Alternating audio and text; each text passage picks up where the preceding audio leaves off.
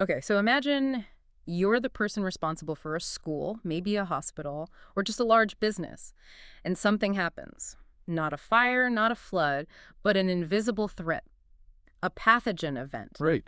The pressure's on to get everyone back in safely, and you need it done now. Yeah. So today we're going to dive deep into the playbook for just that. We're looking at source material covering services like virus pathogen cleaning to really understand the logistics behind a professional restoration. Exactly. Our mission here is to get past the marketing terms. We want to analyze what it actually takes for a team, like the ones from ServPro of Lufkin, to restore a space and bring back what they call comfort and productivity. All right, let's unpack this, starting with speed.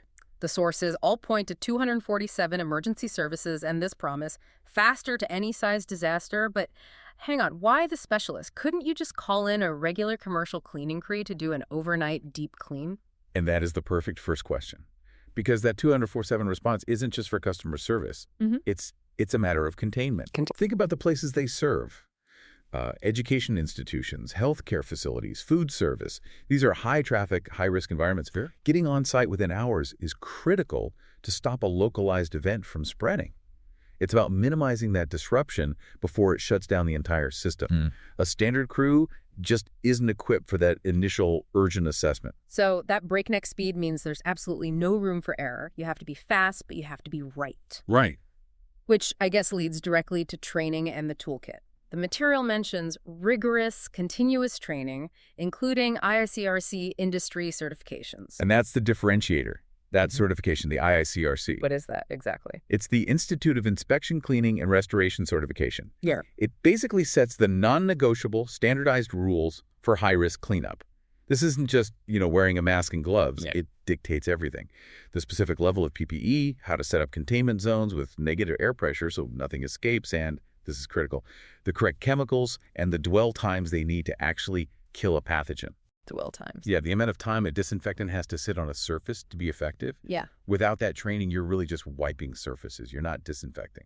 That makes perfect sense. And, speaking of going beyond the surface, I'm seeing services listed here like air duct HVAC cleaning and even biohazard crime scene cleanup.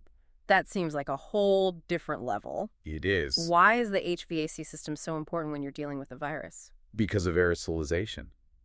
If the pathogen can go airborne, cleaning the desks and doorknobs is only half the battle. Oh. If your building's ventilation system is just recirculating contaminated air, you haven't solved the problem.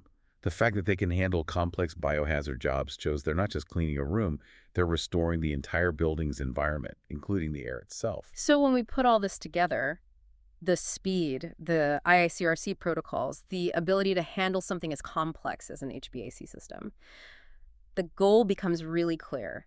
It's all about minimizing that interruption, getting the property back to its pre-damage state, and making it like it never even happened. Precisely. It's about total operational recovery.